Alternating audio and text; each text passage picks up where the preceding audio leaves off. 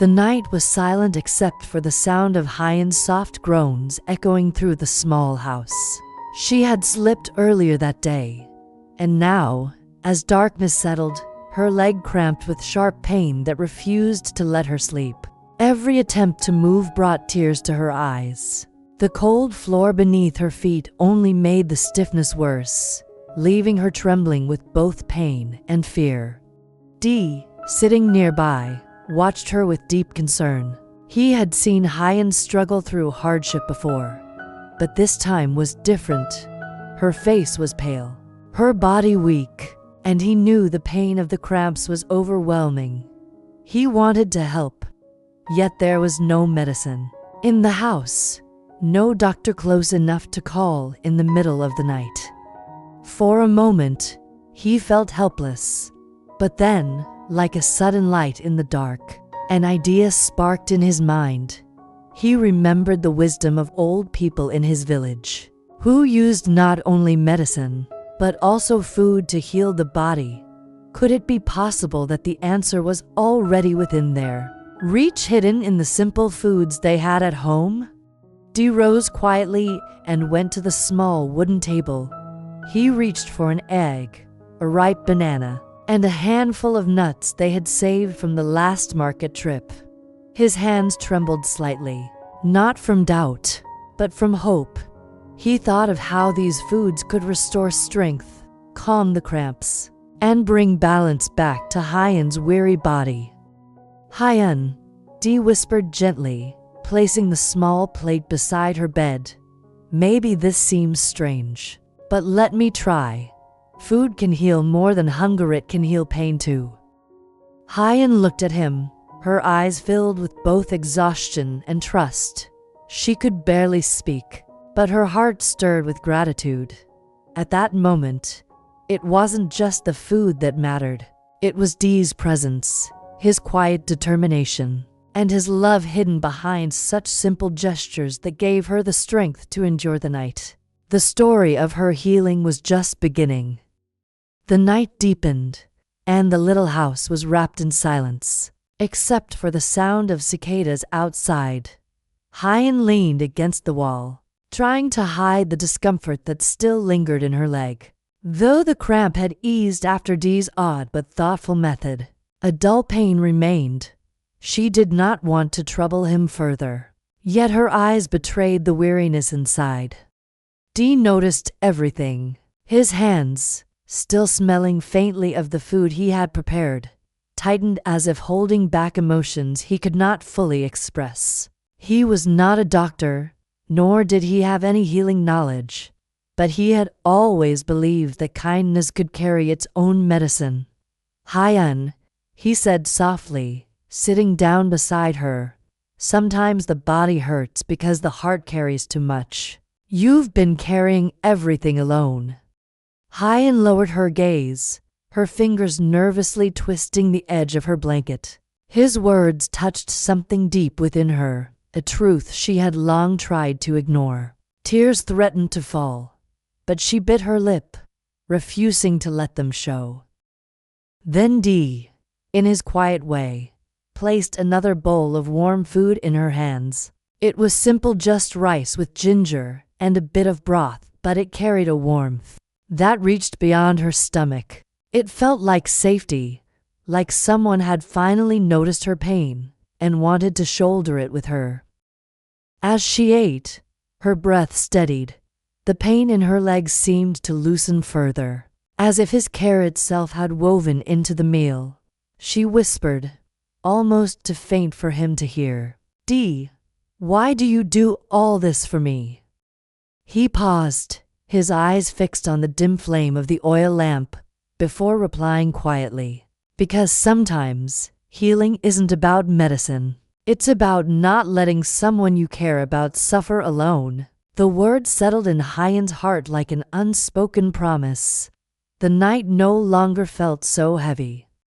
The next morning arrived gently, with sunlight spilling through the thin bamboo window. The mist outside clung to the fields, making the world appear soft and quiet.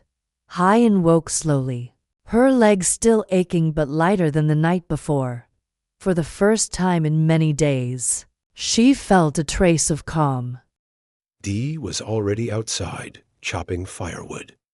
His movements were steady, deliberate, but his mind was elsewhere. He had barely slept every time he closed his eyes. He remembered Huyen's whispered question from the night before. "Why do you do all this for me?" Those words had echoed in him, stirring a mixture of longing and fear he had buried for so long. When Huyen stepped outside, leaning slightly on the doorframe, Dee turned. Their eyes met, and for a brief moment, the morning felt suspended. He wanted to speak, to say something more than simple comfort, but words seemed too fragile to carry what weighed in his chest.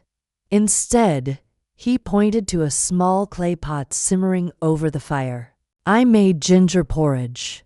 It will keep your body warm and help with the pain." Huyen's lips curved into a faint smile. She was not used to this kind of attention, quiet, patient, unspoken yet deeply felt. Each small act of care from Dee made the invisible walls around her heart tremble. She wanted to push him away, afraid of needing someone again. Yet she also wanted to stay in this fragile warmth a little longer. As she tasted the porridge, steam rising between them, she thought of how strange life could be. Pain had brought her low, yet here was Dee, turning ordinary food into something that healed more than her body. She whispered softly, almost to herself, "Dee, sometimes I think you give me more than I deserve." Dee froze, the axe still in his hand. He looked at her, eyes steady, and replied with quiet firmness, "Huyen, everyone deserves care, especially you." The silence that followed was not empty, it was filled with an unspoken bond, a delicate thread weaving between them, stronger than either could admit aloud. That afternoon, the sky turned gray, and the wind swept across the fields with an uneasy chill. Huyen sat by the window, resting her leg, while Dee worked outside, repairing a section of the bamboo fence that had begun to lean after last night's rain. The quiet rhythm of daily life almost felt peaceful, but fate had its own way of testing fragile moments of warmth. A sudden knock at the door startled Huyen. It was firm, hurried, nothing like the gentle visits of neighbors. Her heart skipped. She froze, unsure whether to answer, until Dee came rushing in. Wiping sweat from his forehead, he placed a protective hand on the door before opening it. Standing there was a woman they both knew only faintly, a neighbor from the nearby hamlet. Her face was anxious, her voice trembling. "Huyen, Dee, I came because I heard something at the market. They say some men have been asking about you, Huyen." They seemed angry, like they were searching for someone. The words struck her like ice. Huyen's fingers gripped the wooden chair. Memories of her painful past surged back, the nights of fear, the threats she had tried to escape. Her chest tightened, and the dull ache in her leg flared again, as if her body itself remembered the suffering. Dee's expression hardened. For a moment, silence filled the room. Then he spoke with quiet but unshakable strength. "They won't touch her. Not while I'm here." Huyen looked at him, her breath trembling. She wanted to protest, to tell him not to put himself at risk, but the firmness in his eyes silenced her. For the first time, she realized that Dee was not just offering food or comfort, he was offering himself as a shield. The neighbor hesitated, then nodded quickly. "Be careful. I'll leave now." She glanced at Huyen with sympathy before hurrying away. When the door closed, the little house felt heavy with silence. Huyen sat still, her eyes moist, while Dee placed more wood into the fire, his back turned to her. He did not speak of fear, only of simple tasks, but she could sense the weight he carried. Finally, her voice broke the silence. "Dee, why do you keep choosing to stay, even when it could bring you danger?" He turned slowly, his face calm yet filled with something unspoken. Because, Huyen, some people are worth standing for, and you are one of them. Her heart trembled. The pain in her body had not fully left, but in that moment, she felt a different kind of warmth rising inside, a strength she thought she had lost forever. From the quiet struggles of Huyen and D, we learn that healing does not always come from medicine, nor from the absence of hardship. Sometimes, it comes from the simple gestures of care, warm food shared at the right moment, a hand ready to protect, a word spoken softly in the silence of fear. Huyen's pain from her fall was more than physical. It was a reflection of the heavy burdens she carried in her heart. Yet D, with no grand remedies, showed her that compassion itself can be a cure. His choice to stay, to shield her even when danger approached, revealed a truth often forgotten. Love and kindness are not measured by comfort, but by courage, the willingness to stand beside someone in their darkest hour.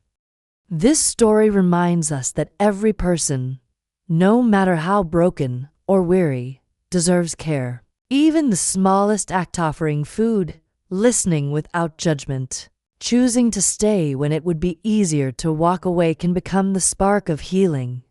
In a world where many carry invisible wounds, our humanity is measured by how we choose to ease the pain of others. Ultimately, the lesson is simple yet profound. True strength lies not in what we endure alone, but in what we share together. And sometimes, the greatest gift we can give is the quiet promise, you will not suffer alone. Beyond the kindness D offered, the story of Huyen also carries a lesson about resilience. Pain, whether in the body or in the heart, can make a person feel powerless. Yet with every small step forward, Huyen discovered that her strength was not lost, it was simply waiting to be awakened again. Her fall, and the cramps that followed, could have left her in despair, but the warmth she received became a mirror, showing her that she was still worthy of care and protection. In that moment, she began to see herself not as a victim of pain, but as someone capable of healing and rebuilding her life. This teaches us that resilience does not mean hiding weakness or pretending not to suffer.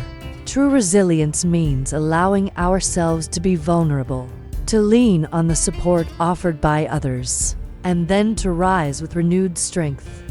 It is a journey of trust in others, and trust in ourselves. The story of Huyen and D reminds us that even in the darkest times, hope can be reborn in the smallest gestures. Pain may bend us, but it does not have to break us. With compassion, courage, and the will to keep moving forward, healing becomes not just possible, it becomes a promise.